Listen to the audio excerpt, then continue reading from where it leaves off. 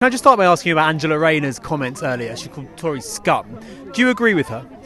Angela uses her own words. She's absolutely right to attack this government for the way it's treating the people in our society. Britain now has more food banks than branches of McDonald's, more children living in poverty, greater levels of inequality than ever before in my lifetime, and Angela's right to go after Tories. I wish this whole conference was spending its whole time going after the Tories rather than rule changes. Do you think she should apologise for using that sort of language, even if you agree with the overarching I sentiment? don't think she has anything to apologise for. She speaks from the heart. She's saying it like it needs to be said. And you just spoke at an event where several speakers called Keir Starmer's leadership pathetic. Is that a sentiment you'd agree with?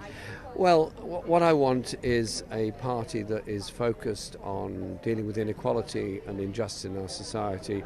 And as you know, since we've spoken before many times, I never get involved in personal attacks on anybody. But the quality of his opposition, that was what was being questioned here. Do you think he's provided enough opposition to the current government? Our party needs to be much stronger in its opposition to this government over COVID and inequality in our society, and also the apparent departure from the principles of public ownership of the major public monopolies in this country, I think, is wrong. I think we need to be supporting public ownership at the very least of mail, rail, water and energy.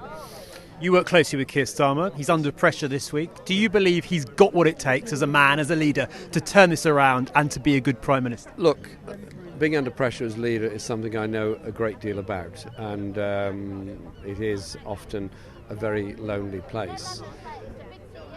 You make mistakes, we all make mistakes, everybody does, but trust your own instincts and realise why you're there. You're there in responsibility for the hopes and aspirations of millions of people who are badly treated, ill-served by our current society. Labour has to be a party of transformation, or it's nothing. Do you think he knows why he's there? Do you think he believes in something? Well, you have to ask him that question, not me. I have obviously worked with Sir Keir Starmer when he was Brexit Secretary, and he has an incredible mastery of law and detail, and we worked well on all those issues. But you have to ask him those questions. And just lastly, when you were leader, you called for unity. You wanted the party to come together behind you, whatever they thought of your leadership. What's your message to your supporters here in Brighton, many of whom would prefer you to be leader, not Keir Starmer? Is your message to them still today, get behind the current leader like it was when you were in charge? What I sought to do was unite the party around the policies and aspirations of our members. I received a great deal of undermining and opposition from within the Parliamentary Labour Party.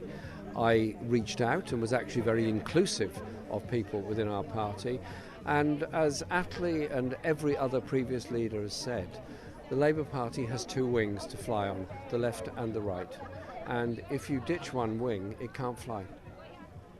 And that's what Keir Starmer's done. He's ditched the left wing of the party.